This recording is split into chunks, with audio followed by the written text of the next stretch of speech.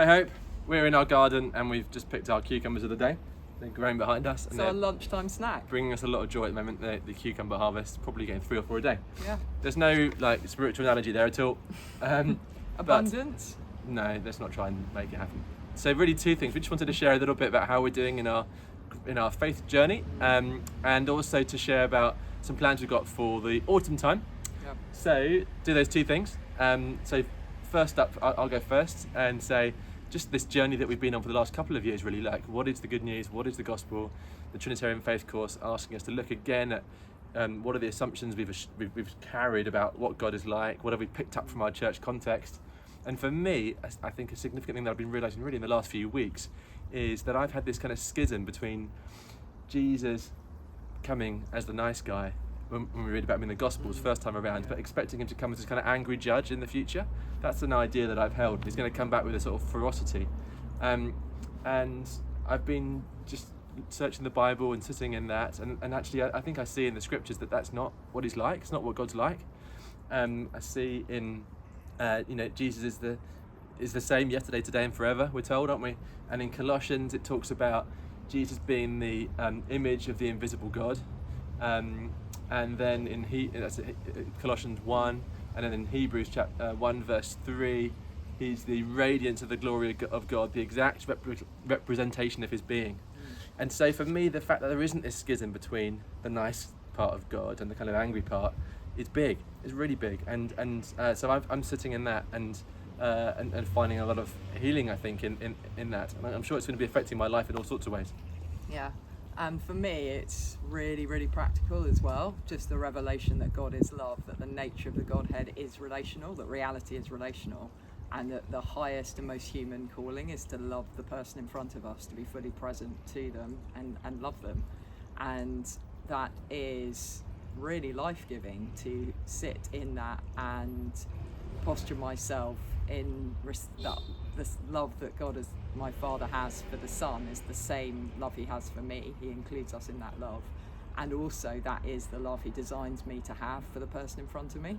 Is a really powerful and empowering way to live.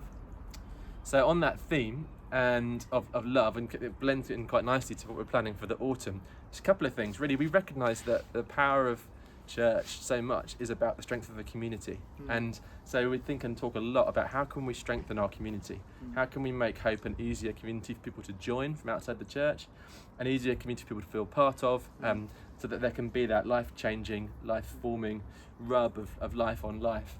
And something that we're planning for, and I guess a second thing would be that we've also found that our Living Free course over the years has been a brilliant way that we've learned. It's been a sort of spirituality, like a lived out